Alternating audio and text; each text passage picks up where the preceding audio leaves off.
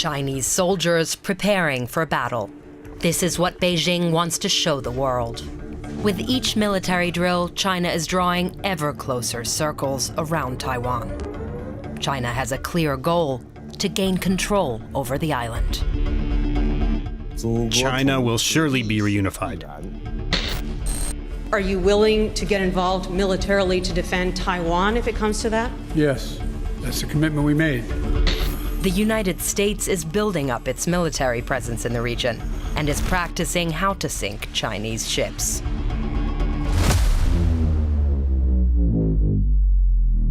We're not going to come to an agreement over Taiwan. Wait for the unification to be achieved. Peacefully, I hope. Non-peacefully, I dread.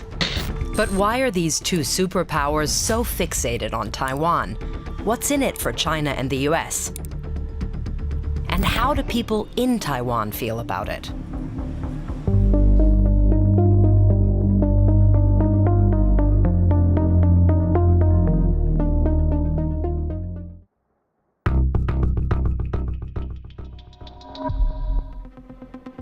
It's Taiwan's location that makes it a geopolitical flashpoint. Taiwan has 23 million inhabitants, and its main island lies only 130 kilometers away from China's mainland. These tiny islands right off the coast are also under Taiwanese control. And Chinese military drills around the whole of Taiwan are getting bigger and more frequent.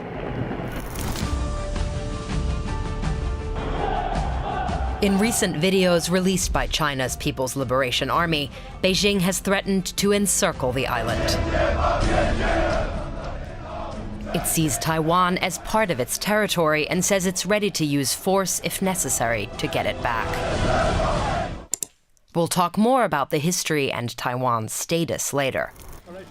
For now, you need to know that in the late 1940s, there was a civil war in China between communists and nationalists. The communists won and took control of mainland China. And the nationalists fled to Taiwan. That laid the groundwork for today's tensions. The US has an ambiguous policy towards Taiwan. Since the late 1970s, it's recognized communist Beijing as the only legitimate government of China. But it has informal ties with Taiwan and is seen as the island's protector. Okay, let's go back to the map to understand why the US and China can't quit Taiwan. In some ways, Taiwan's strategic importance is about 3 choke points around the island. To the west, there's the Taiwan Strait. It's a key trade route for both Beijing and Taiwan, and also for everybody else. Almost all the world's biggest container ships pass through here. To the north, the Miyako Strait. It runs between Taiwan and these Japanese islands. And in the south, the Bashi Strait. It runs between Taiwan and the Philippines. For China, these 2 straits on either side of Taiwan are key strategic gateways to the Pacific Ocean. Taiwan is in the middle of the Chinese coastline, which is very important. This is Victor Gao. He's a former Chinese diplomat and vice president of the Center for China and Globalization, a Beijing think tank some say is close to the Chinese Communist Party. Taiwan Island faces the Pacific directly, and if Taiwan is occupied by a foreign country, for example, it interrupts the continuity of the Chinese coastline and also prevents the Chinese access directly to the Pacific Ocean. The US says it has no troops permanently stationed in Taiwan, but the island plays an important role in US strategy. To understand why, let's look at the military bases in the region. Here are some of China's main naval bases close to its coast. And the US has some of its key bases in South Korea, Japan, and the Philippines. If you connect the dots, you'll see the US bases form a chain. Taiwan sits at the heart of what we call in the United States the first island chain. David Sachs is an expert at the Council on Foreign Relations, a think tank in New York City. In the past, he worked at the American Institute in Taiwan, which serves as the de facto US embassy on the island. If you look at the first island chain, these are all formal treaty allies of the United States or close partners in the case of Taiwan. And with that, the way it is, the United States can project power close to China's shores, protect its allies and its interests. Conversely, it's very difficult for the Chinese military to project power outside of the first island chain and threaten the United States physically or our interests in the Indo-Pacific. To strengthen this island chain, the U.S. is expanding military cooperation with Japan and the Philippines, which are also wary of what they see as China's expansionist goals.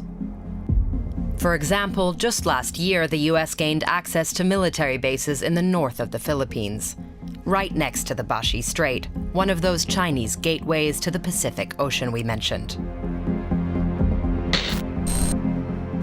Here you can see American and Philippine troops conducting exercises in the waters nearby earlier this year.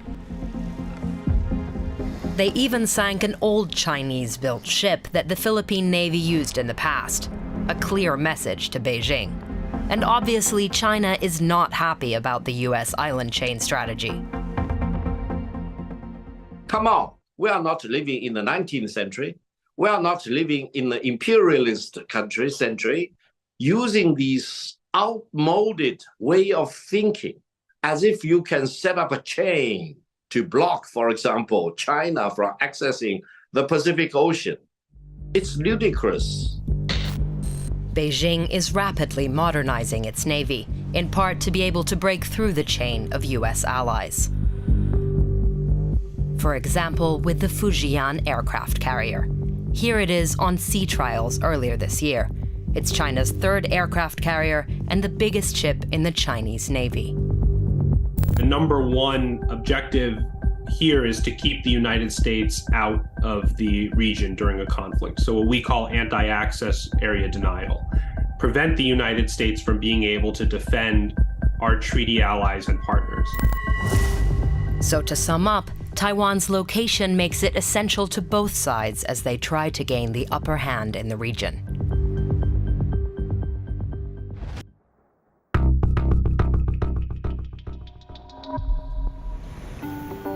But the rivalry is also about money.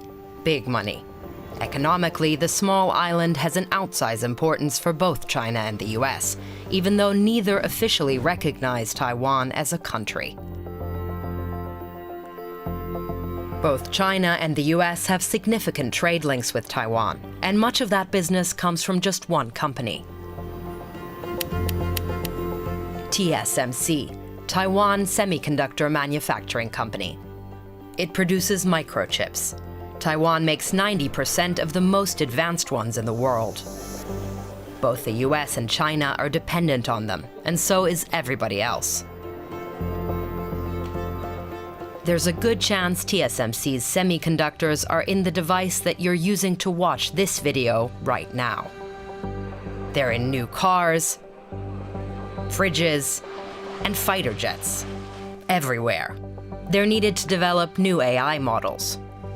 And US leaders worry that losing Taiwan to China could permanently shift economic tides against them. We don't assume that a region under Chinese hegemony would be open to US trade and investment. I think that China would reorder the region. They want the United States to basically supply them with raw materials that are turned into manufactured goods in China and then sold all over the world. And there isn't really a role for the United States or other industrialized countries in that. The Chinese economy is already larger than that of the United States if we use purchasing power parity. China produced more than 30 million cars. In 2030, the Americans probably produced less than half of that. So why should anyone believe they can have some benefit of picking a fight with China? No, there is no benefit. China does not look at Taiwan from an economic or commercial perspective. So why is Taiwan so important to Beijing then?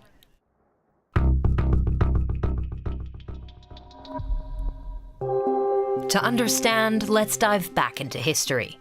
China lost control over Taiwan during what it calls the Century of Humiliation. These caricatures of China being carved up by various foreign powers might explain why. From the mid-19th until the mid-20th century, China was plagued by invasions and internal disputes.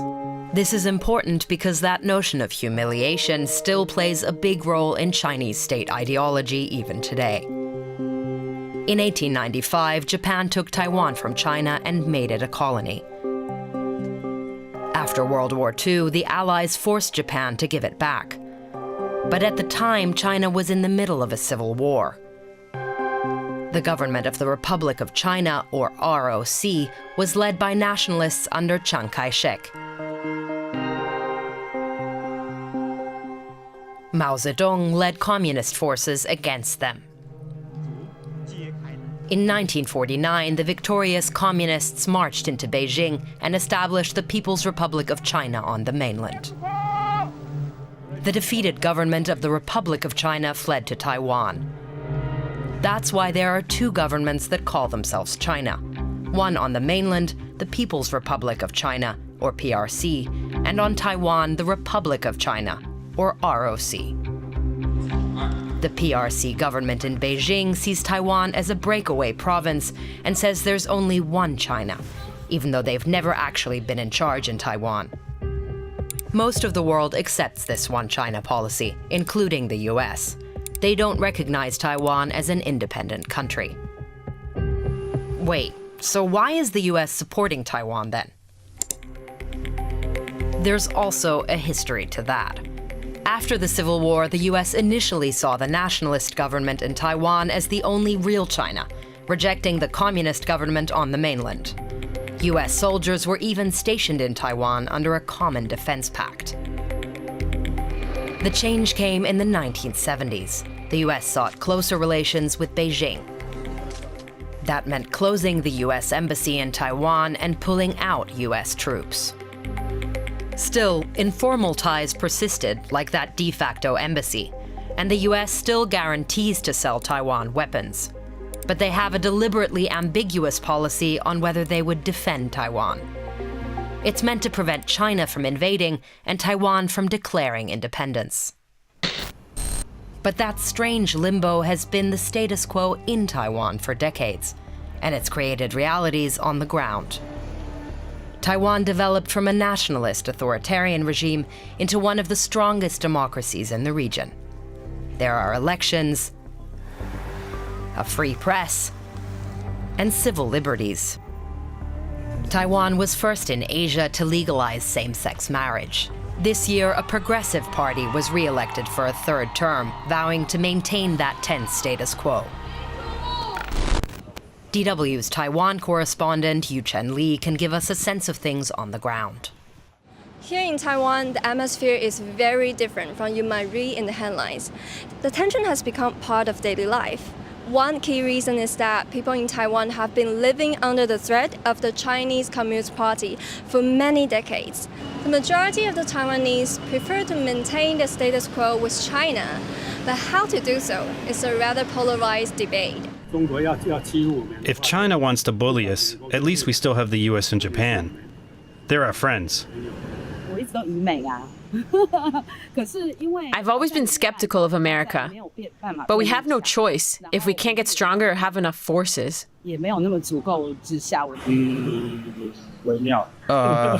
It's tricky. We should have a friendly relationship with both of them. It's always been like this. Ever since the founding of the country, we've been caught up in this drama. But one thing is clear for many Taiwanese, Taiwan's voice is usually drowned out. Amid the US-China rivalry, many feel that Taiwan is only a pawn in the game. And no matter what comes next, the island should have the right and autonomy to decide its own fate. But there's one more factor that stands in the way of that. Taiwan represents something for both superpowers.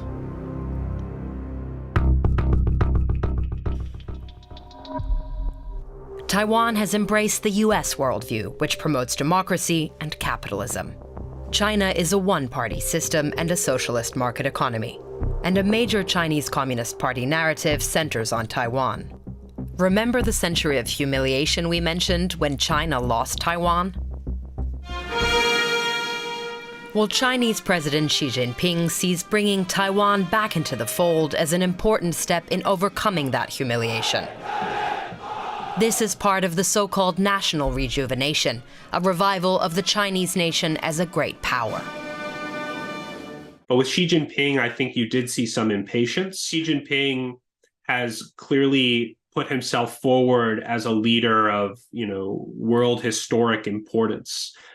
He views himself in a very similar way, I think, to Vladimir Putin, that he's just not a run-of-the-mill leader. He's transformative. No one, no country, no single human being will be able to block the peaceful reunification of China or the now peaceful reunification of China. So we should all call on the United States. Don't play with fire. But for the U.S., supporting Taiwan also means keeping up key alliances in the region and promoting democracy. If China were to invade and annex Taiwan, we would see that democracy extinguished, and it could send chilling effects to democracies around the world. You would have deep questions being asked in South Korea, Japan, and the Philippines on whether they can rely on the United States for their security. Because of where Taiwan is and what it represents, neither China nor the U.S. are able to back down. And the rest of us are stuck watching the superpower rivalry play out.